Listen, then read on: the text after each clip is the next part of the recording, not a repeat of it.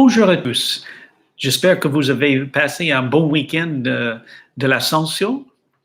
Nous sommes dans une nouvelle série sur suivre Christ. Et donc, c'est le deuxième message aujourd'hui. Mais en commençant à l'école, les enfants ne savent pas ce qui est vraiment nécessaire à apprendre. On pourrait croire qu'apprendre à faire du coloriage est très important. Mais ce n'est pas aussi signifiant que la lecture ou les maths.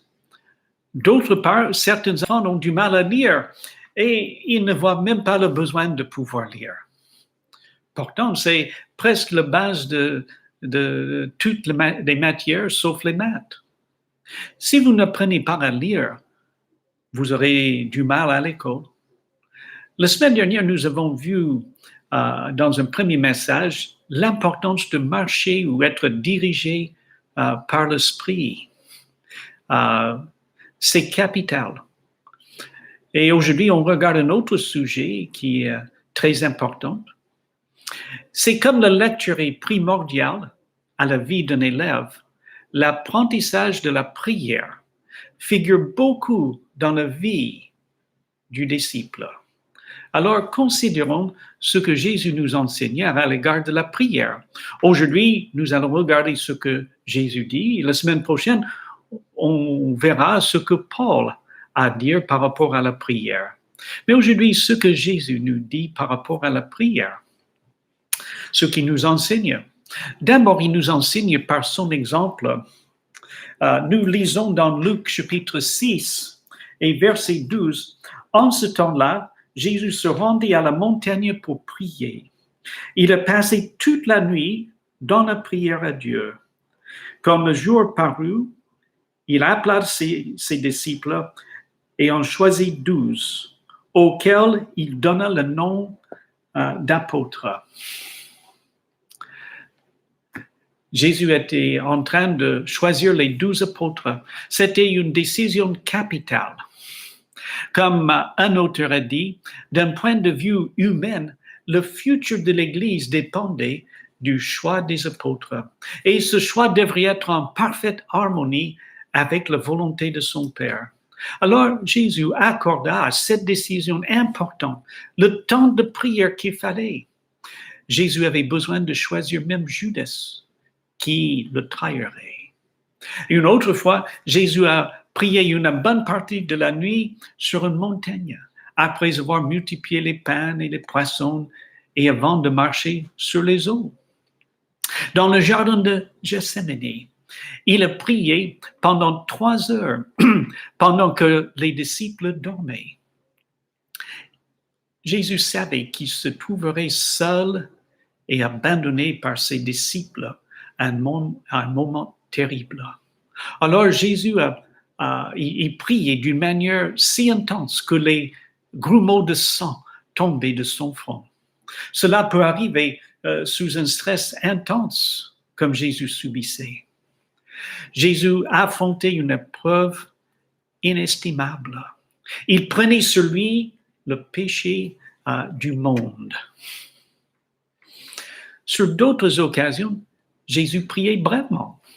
Pour multiplier les pains, Jésus rendait grâce pour la nourriture et le miracle s'est fait. Pour ressusciter Lazare, dans Jean chapitre 11, versets 41 et 42, Jésus prie simplement, « Père, je te rends grâce de ce que tu m'as exaucé.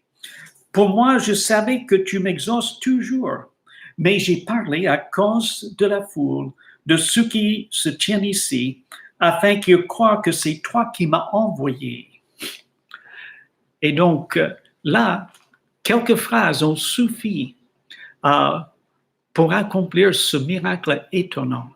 Ressusciter un homme mort depuis 4 jours. D'ailleurs, Jésus priait à haute voix afin que les gens sachent que ce grand miracle venait de la main de Dieu et que les gens croient que Dieu était envoyé par Dieu. Ce n'était pas pour supplier le Père de faire ce grand miracle. Dans Jean 17, Jésus a prié pour la protection de ses disciples, leur unité et la bonne continuation de leur travail après sa mort. Et cette prière, pour le futur de l'Église, n'a pas duré plus de 5 minutes. Alors, de l'exemple de Jésus, nous apprenons la nécessité de vivre une intimité avec Dieu si intense qu'une courte prière suffira. Mais en même temps, nous apprenons de son exemple le vif désir de connaître et accomplir la volonté de Dieu qui nous permet de nous passer des repas et du sommeil afin de prier à notre Père céleste. Mais Jésus nous enseigne aussi, dans un autre passage, comment on ne devrait pas prier. Regardons dans Matthieu chapitre 6. Et là, nous lisons dans ce texte, « Lorsque vous priez, ne soyez pas comme les hypocrites qui aiment à prier debout dans les synagogues et au coin des rues pour se montrer aux hommes. En vérité, je vous le dis, ils ont reçu leur récompense. Mais quand tu pries, entre dans ta chambre, ferme ta porte et prie ton Père qui est dans le lieu secret, et ton Père qui voit dans le secret te le rendra. En priant, ne multipliez pas de vaines paroles comme les païens qui s'imaginent qu'à force de paroles, ils seront exaucés. Ne leur ressemblez pas, car votre Père sait de quoi vous avez besoin avant que vous le lui demandiez. Jésus a enseigné à ses disciples à ne pas prier pour être vus. Les religieux se servaient de la prière pour montrer combien ils étaient pieux ou religieux. Et Jésus appelle ce désir d'être vu par les autres hypocrisie. Jésus disait que ces gens avaient déjà leur récompense. Jésus enseignait à ses disciples à prier en secret. Non pas qu'une personne ne peut pas prier en public, mais nous ne devrions pas prier pour impressionner les autres de notre piété. Jésus enseigne aussi à ne pas multiplier de vaines paroles, pensant que nous serons entendus à force de prier longtemps. Certaines personnes pensent qu'une certaine combinaison de paroles ou une longue prière va obtenir ce qu'elles demandent à Dieu. Cette idée se trouve dans des fausses religions. Il faut exercer la foi quand on prie Dieu. Selon Hébreux chapitre 11 et verset 6, nous lisons là, « Or, sans la foi, il est impossible de lui plaire. Celui qui s'approche de Dieu doit croire qu'il existe et qu'il récompense ceux qui le cherchent. » Et donc, ce n'est pas la multiplication des paroles qui font entendre nos prières, c'est notre foi. Alors, nous n'avons pas besoin de harceler Dieu en multipliant des paroles devant lui, car Dieu sait de quoi nous avons besoin, notre texte nous a dit. Et si Dieu est déjà favorable à notre égard, et il est favorable à notre égard, selon Romains 8, verset 32, nous lisons, « Lui qui n'a pas épargné son propre Fils, mais qui l'a livré pour nous tous, comment ne donnera-t-il pas aussi tout avec lui par grâce? » Dieu est déjà favorable à notre égard. Nous n'avons pas besoin de convaincre un Dieu qui ne veut pas nous accorder ce que nous demandons, si cela est en accord avec sa volonté. En parlant de la prière, Charles Spurgeon du 19e siècle a dit que les prières ne devraient pas se faire pour gagner la faveur des hommes par leur éloquence ou leurs belles phrases ou par une constante répétition de « Oh Seigneur, oh mon Dieu ». Il disait aussi, si quelqu'un complimente l'éloquence de notre prière, c'est plutôt une condamnation de notre prière. On s'adresse à Dieu et non pas aux hommes. On ne cherche pas à plaire aux hommes ou épater la galerie, si vous voulez. C'est hypocrite. Et c'est ce que Jésus condamnait. Alors, ne cherchons pas à faire des longues prières en public, mais plutôt en privé. Évitons des répétitions inutiles. Dieu sait de quoi nous avons besoin. Et donc Jésus nous enseigne par son exemple. Il nous enseigne comment ne pas prier, mais il nous enseigne aussi comment prier. Et ça, c'est la troisième chose qu'on aimerait bien dire ce matin. Jésus nous enseigne comment prier. Dans l'évangile de Luc, les disciples ont demandé à Jésus de leur enseigner à prier, car ils voyaient en lui un exemple par excellence de la prière. Et il a donné une prière qui est un modèle pour nous. Nous trouvons cette prière dans la suite de notre texte dans Matthieu chapitre 6. Et là, nous lisons, « Voici comment vous devez prier. Notre Père qui es aux cieux, que ton nom soit sanctifié, que ton règne vienne, que ta volonté soit faite sur la terre comme au ciel. Donne-nous aujourd'hui notre pain quotidien. Pardonne-nous nos offenses comme nous pardonnons à ceux qui nous ont offensés. Ne nous laisse pas rentrer dans la tentation, mais délivre-nous du malin. Car c'est à toi qu'appartient dans tous les siècles le règne, la puissance et la gloire. Amen. » Et puis après la prière, il donne une pensée importante. « Si vous ne pardonnez aux hommes leurs fautes, votre Père céleste, si vous pardonnez aux hommes leurs fautes, votre Père céleste vous pardonnera aussi. Mais si vous ne pardonnez pas aux hommes, votre Père ne vous pardonnera pas non plus vos fautes. »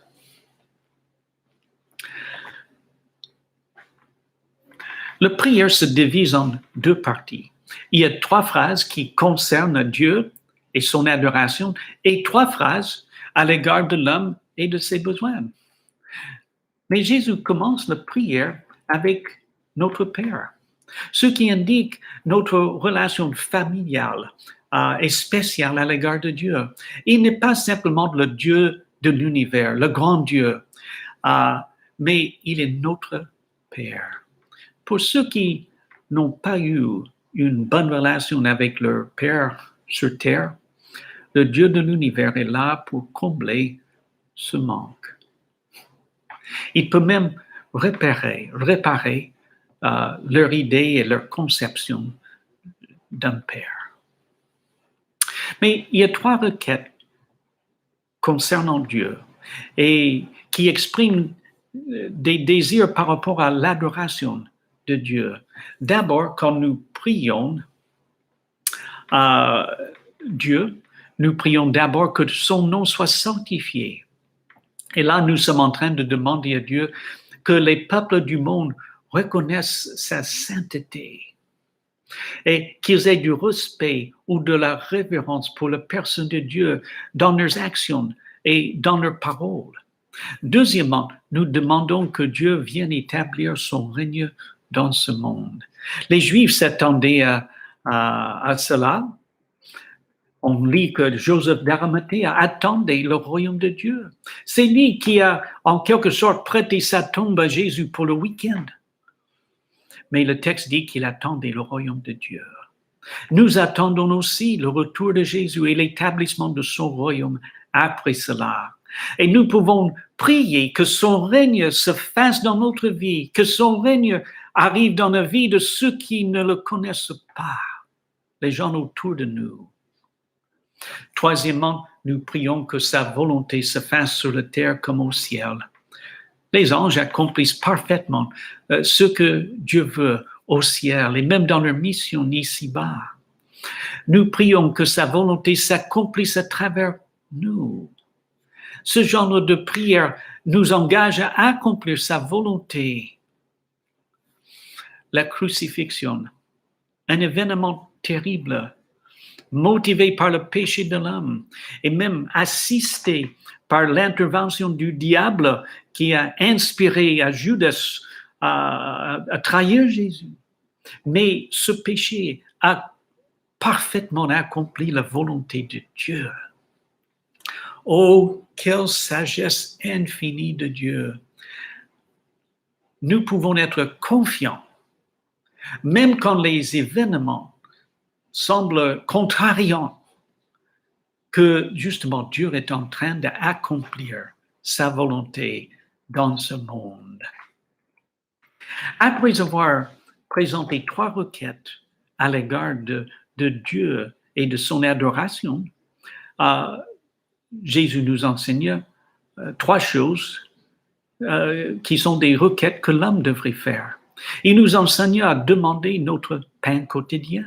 Selon le psaume 145, versets 15 et 16, Dieu est celui qui ouvre sa main et qui donne à l'homme sa nourriture. Il nous donne le pain pour aujourd'hui, même pour demain. Le pain représente tout ce qui appartient à notre vie physique. L'abondance en Occident nous fait oublier qu'une bonne partie du monde vit au jour le jour et non pas un surplus qui durera quelques semaines. Une incapacité de travailler dans certains pays du monde met en danger la vie de la famille. Et dans ce contexte, Jésus a enseigné à ses disciples, parce que c'était comme ça qu'ils vivaient au premier siècle, il a enseigné à ses disciples à chercher d'abord le royaume de Dieu et non pas la nourriture ou le vêtement. Ensuite, Jésus nous enseigne à demander pardon pour nos offenses. Littéralement, nos dettes vis-à-vis de Dieu. C'est une façon de décrire nos péchés comme une dette contre Dieu. Si le pain est nécessaire pour la vie physique, le pardon est nécessaire pour la vie spirituelle et notre relation avec Dieu, qui a une plus grande importance que la vie physique. Après la prière, Jésus explique au verset 14 et 15, « Si vous ne pardonnez pas aux autres, Dieu ne vous pardonnera pas non plus. » Comme un auteur a dit, demandez pardon à Dieu et en même temps refuser de pardonner aux autres est hypocrite. Si nous voulons recevoir grâce, nous avons besoin d'accorder la grâce aux autres. Finalement, nous prions de ne pas être conduits dans la tentation ou dans les épreuves. Parfois, nos tentations viennent de nos désirs ou de nos convoitises, mais parfois du diable.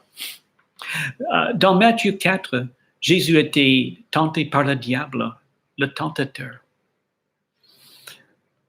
Alors Jésus nous enseigne à demander à Dieu de nous délivrer du malin. Un mot employé pour le diable. Il faut dire que le diable cherche à nous détourner de Dieu quand nous sommes déjà dans une épreuve.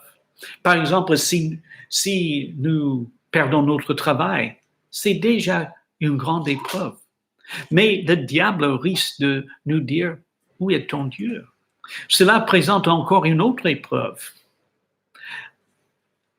Est-ce qu'on va se détourner de Dieu, pensant que Dieu n'existe pas? Alors, souvent, on est mis devant les tentations, les épreuves. Mais prions que Dieu nous délivrera du malin et des tentations. J'ai lu un livre sur la prière et l'auteur a dit une chose intéressante. Dieu est attiré vers ce qui est faible. Ça, c'est une bonne nouvelle pour nous et notre Église en ce moment. C'était un pasteur qui parlait de son Église quand il n'y avait qu'une quinzaine de personnes dans l'Église. Ce pasteur était découragé et même lui-même n'avait pas trop envie d'aller à l'Église. À un moment donné, il a dit à Dieu qu'il préférait mourir plutôt que de ne pas voir l'Église avancer spirituellement. Oh, il voulait voir Dieu faire de grandes choses dans cette Église. Alors, ils ont commencé à mesurer en quelque sorte leur succès par rapport au nombre de personnes qui priaient.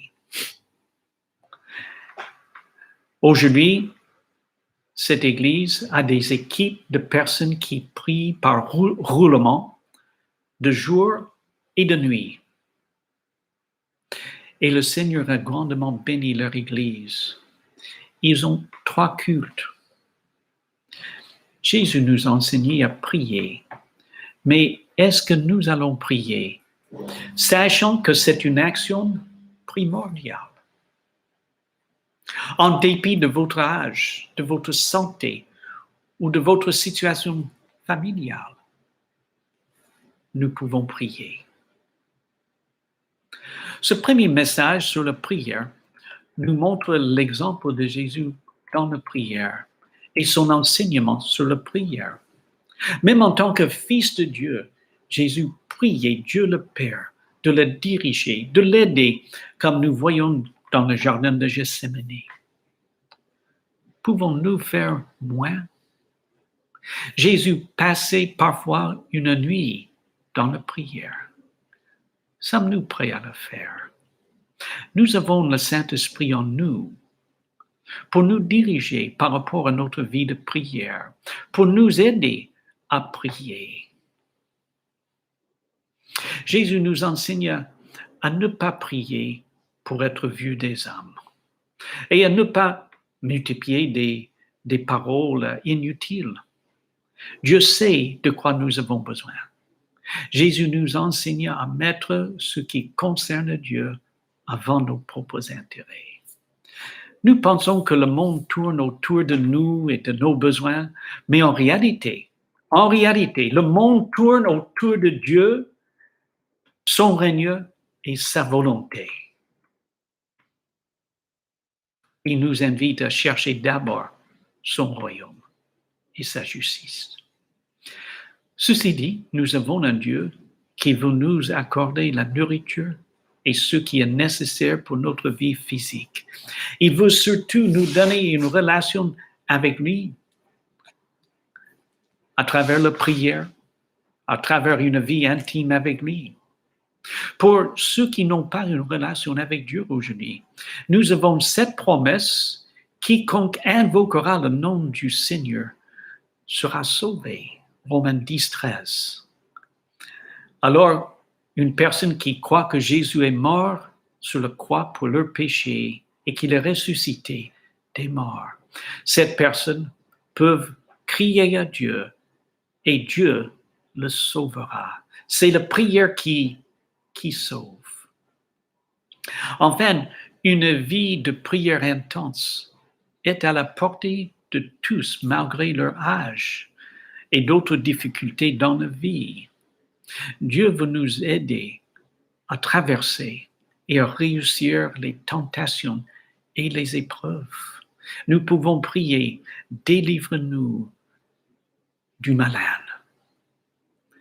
Oh, nous avons un Dieu qui délivre.